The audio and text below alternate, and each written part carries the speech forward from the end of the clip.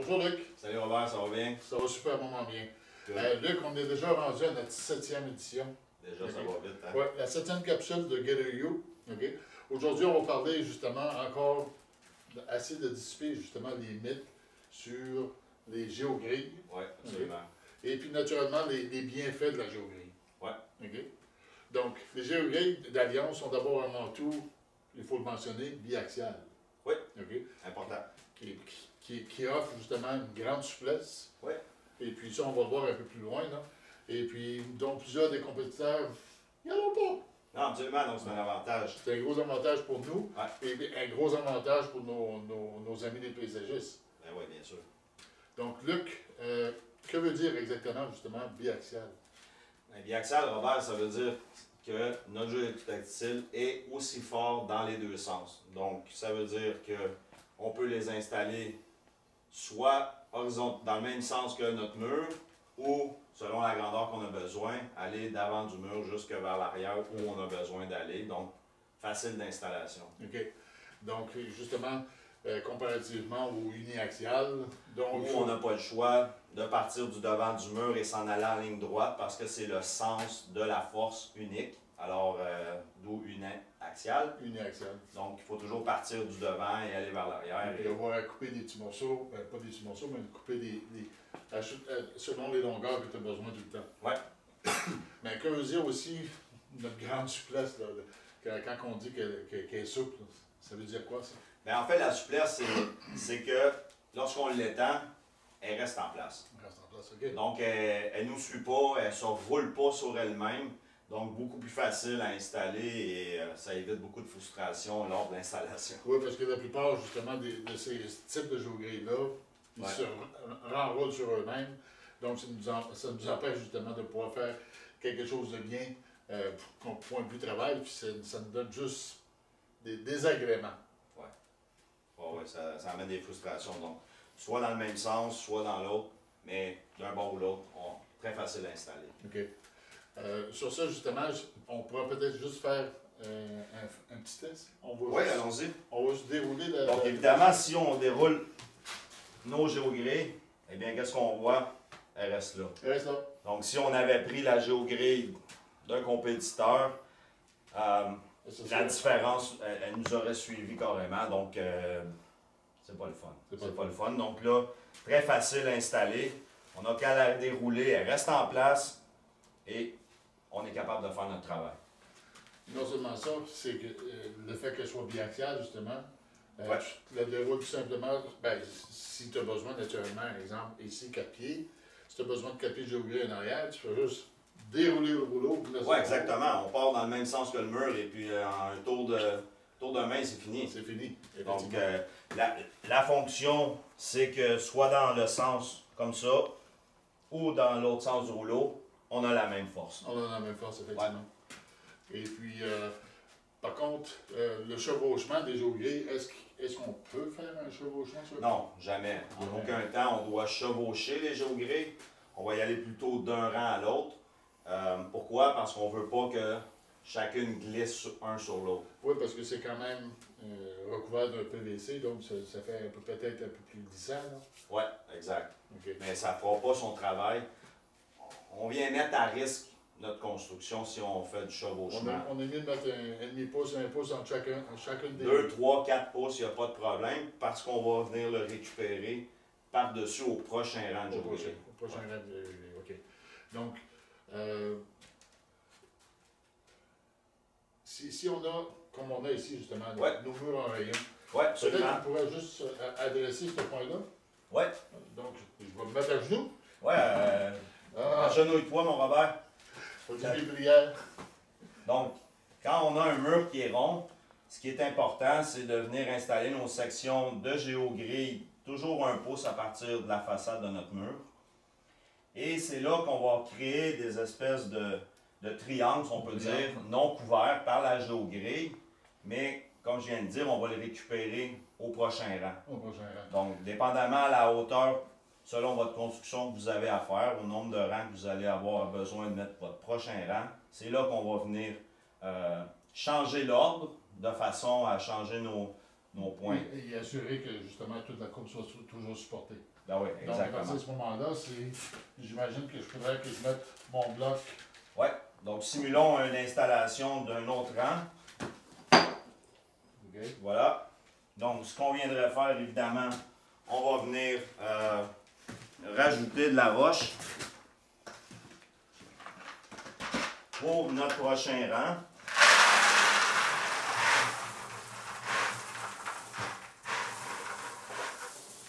Là, on voyait justement la fameuse pointe d'étape ou le triangle. Exact. Et le prochain rang, ce qu'on va venir faire ici, c'est que toujours d'1 pouce de l'avant. Par contre, c'est important de mentionner que si jamais vous faites du mur commercial, on va vous demander, les ingénieurs, de laisser dépasser la géogrille parce que lorsque votre mur est terminé, ils veulent la voir. Ils veulent voir où c'est mis la géogrille. Exactement. Quand cette dernière étape est faite, à ce moment-là, vous pouvez simplement la brûler et puis vous ne la verrez plus, elle va disparaître. Pour ce qui est de notre cas ici, toujours 1 pouce du devant et ça suffit. OK. Et puis là, ici, on a un bloc qui est plat. C'est donc Ouais. qu'il n'y a pas de système d'ancrage dans le bloc. Exactement. Donc, ce qui est important à ce moment-là, c'est que les premiers rangs, évidemment, on parle d'un mur qui va monter assez haut, le poids des rangs supérieurs va venir appuyer sur votre géogrée, donc le tout va être solide. C'est qu'est-ce qui va faire justement, pas la tension, mais la pression sur chacun. La pression qui va venir, que tout va venir en place. N'oublions pas aussi que la géogrée, elle s'ancre bien dans votre gravier.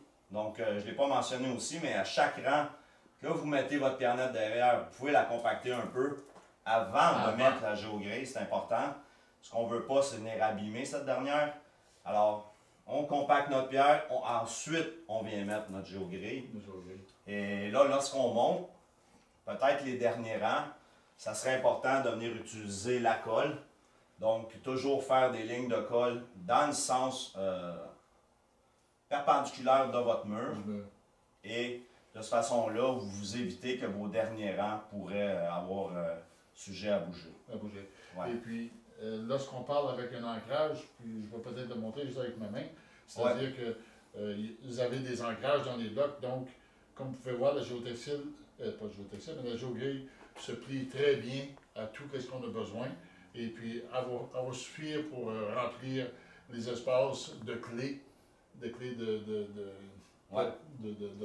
pour le système d'ancrage. Donc, quand vous mettez votre géogrille et vous mettez votre système d'ancrage carrément par-dessus, si vous avez besoin, ça va ouvrir un petit peu, là, mais vous allez pouvoir le mettre facilement.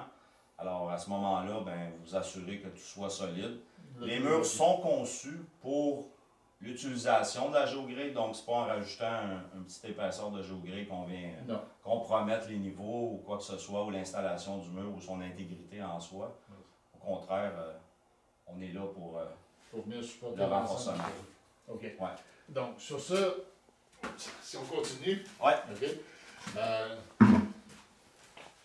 Les prochains rangs de blocs, naturellement, on en a parlé. C'est soit qu'on soit, spécialement quand on arrive sur le dessus, ici, on va dire que ça ici, c'est des blocs qui sont plats. Oui.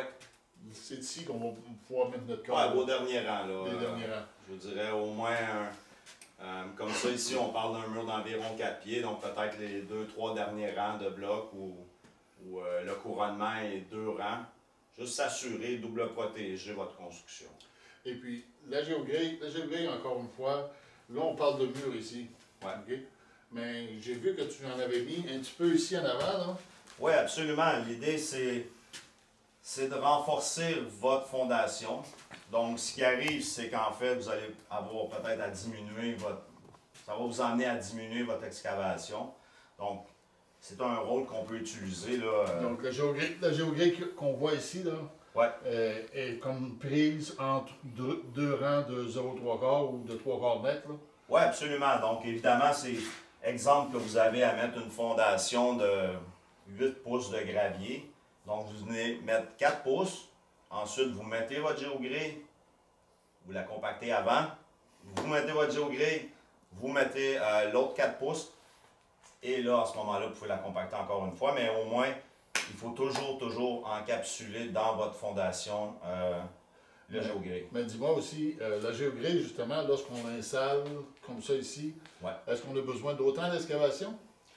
Ben, en gros, je te dirais, Robert, pour être conservateur, vous pourriez réduire selon les sols, mais les calculs ne sont pas faciles à faire. Il faudrait aller vers les ingénieurs, mais en gros, pour être conservateur, on pourrait dire qu'on aurait une diminution d'excavation d'environ 20 à 25 20 à 25 hein? Ouais. Donc, c'est donc dire que si on creuserait notre fameux 12 pouces, on se ramasserait plus ou moins à 8 pouces d'excavation au lieu de 12 pouces parce qu'on a utilisé une géogrille.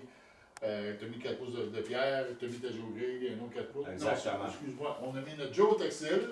Ouais, la première La étape. première étape. On a mis notre géotextile, on a mis notre 4 pouces de pierre. Notre On a mis une géogré. géogrille, et puis on est venu finir avec la pierre qui va être compactée sur le dessus. Donc Ouais. le tout semble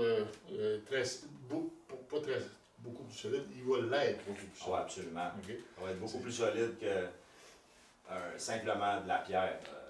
Et À ce puis, niveau-là. naturellement, pour déterminer les quantités de géogrille qu'on va avoir besoin, Ouais. encore une fois, si on regarde l'image ici, exemple, Ouais. ici on a une géogrille qui est 4 pieds de profond, mais dans la réalité, on a plusieurs facteurs, trois rangs ici, mais ça ne veut pas dire que ça va être 3 rangs là, tout le temps. Là. Non, en fait, vous avez à vérifier, lorsqu'on utilise la géogrille, souvent, vous allez avoir, à partir de 4 pieds, vous allez devoir consulter un ingénieur. Donc, à ce niveau-là, ben, lui va vous dire, selon le type de sol, selon le type de mur, petit ou grand, selon le type de construction, quel type vous allez avoir à utiliser, puis à combien À combien? de rangs vous allez avoir besoin d'utiliser Et et la grandeur derrière le mur. Derrière le mur, effectivement. Donc, c'est là que ça va vraiment faire la différence. Mais il y a d'autres choses, c'est-à-dire dans les géogrilles, on en a plus qu'une. Oui, absolument. Donc, on a la GF 2020. Oui, exact. Donc, conçu pour rouler derrière. La GG 2020. Oui, la géogrid Grid en anglais, donc GG 2020. Les chiffres nous représentent, comme on vous a dit, c'est un produit biaxial. Donc, la force est autant forte d'un sens que dans l'autre. Lorsqu'on parle justement des. Parce qu'on a 20-20, 30-30, 50-50. Exact. C'est quoi ces chiffres-là, ça représente? Ben, c'est des newtons. Donc, Ouais. des tirés. C'est l'unité qui vous donne la force que le produit peut supporter. Et voilà, effectivement. Ouais. Donc, sur ça, justement. Donc, la 20-20, c'est pour les derrière d'escalier ou les très petits murs. On a le 30-30 comme derrière notre mur ici. À ce niveau-là, qu'est-ce qu'on a au niveau de la 30-30? Donc, c'est pour les murs de soutènement, les structures internes d'escalier, les patios surélevés, et même à la limite, on pourrait contrôler l'érosion là, pour certains projets. Absolument. Donc, c'est celle qu'on avait ici avec nous. Là. Oui, c'est la celle qu'on a ici, qu'on a démontrée aujourd'hui, sur laquelle on a discuté. C'était la 30-30 qui est la plus populaire et la plus versatile. Exact. Et est-ce que c'est celle qui est pas mal disponible chez tous vos détaillants là, en ce moment? Et la dernière, GG 50-50. La 50-50, on parle ici pour les gros murs, pour les paliers multiples. Donc, évidemment, des grosses structures avec le prochain mur reculé. Ensuite de ça, on peut même avoir la structure interne de certaines routes. Oui, absolument. Les stationnements, les patios plus massifs, ainsi que leur escalier inclus dans votre projet. Le contrôle d'érosion, encore une fois, plus prononcé, et j'en passe. Donc, c'est vraiment un produit à plusieurs utilités. Mais encore là, c'est important de le mentionner, Robert, c'est l'ingénieur qui va vraiment, selon le projet que vous avez à faire, vous donner ses recommandations de façon à utiliser le bon produit. C'est ça, de façon à bien établir les longueurs, les quantités, puis même le type de géogrée à utiliser si nécessaire. Exact. Quelle est la largeur que nos géogrées viennent? Bien, si on regarde au niveau du G2020, on a en 4 pieds seulement. Donc, comme on le conseille pour derrière des escaliers, c'est l'idéal. C'est quelque chose qui est assez passe-partout au niveau des grandeurs. Effectivement, oui, parce que qu'est-ce que tu veux faire ici, c'est qu'à toutes les deux marches, tu vas venir mettre une géogrille, qui va venir justement soutenir l'ensemble de ton escalier. combien de fois on voit des escaliers? Exact. Donc, ça retient la masse derrière pour éviter que tout ait tendance à vouloir bouger. Même chose pour les murs. Même chose pour les murs. Donc, pour ce qui est de la 30-30, on l'a disponible en 4 pieds, en 6 pieds et en 12 pieds. Et pour le 50-50, pour les gros murs, évidemment, on l'a en 6 pieds et en 12 pieds. Effectivement, oui. Les points à retenir, par contre, sur la géogrille, c'est que d'abord, avant tout, naturellement, ça va vous donner un ouvrage qui est beaucoup plus stable, encore une fois, beaucoup plus sécuritaire. Puis je me répète peut-être, mais à une fraction du prix, parce qu'un mur qui tombe, il coûte cher. Je te dirais, pour avoir été à certains chantiers, je te donnerai un exemple, Robert, assez comique, mais un propriétaire avait laissé ses employés sur le chantier. Un mur où est-ce qu'on avait une piscine à l'intérieur. Et les gars ont complètement oublié de mettre la géogrille. Wow. Ils ont tout fermé le projet. 2 ans plus tard, qu'est-ce qui est arrivé? Panique au conseil.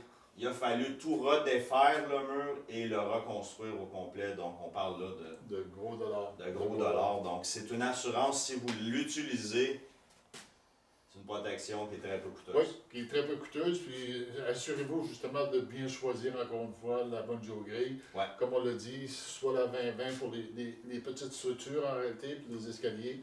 Ouais. Le 30-30, ça va être plus pour le tous les jours, c'est-à-dire les structures de murs. C'est un passe-partout. Un passe-partout pour les qui fait probablement presque tout, là. Donc jusqu'au mur de 4 pieds, les derrières d'escalier aussi. Vous pouvez faire vos petits patios surélevés. Donc un bon passe-partout que tous les détaillants ont, puis facile pour vous de vous en procurer. Et puis finalement la 50-50 qui est le master, si on peut s'exprimer comme ça. C'est pour les gros travaux. Pour les gros travaux. C'est strictement pour les gros travaux. Il ne faut pas t'en servir pour de petits travaux. Et finalement, je te donne des remerciements. Ben oui, merci à toi, Robert. Merci à tout le monde encore d'avoir été avec nous. Et on vous dit à la prochaine pour la prochaine capsule. Et voilà. Donc, merci tout le monde et bienvenue et à la prochaine. Merci, au revoir. Merci, Luc.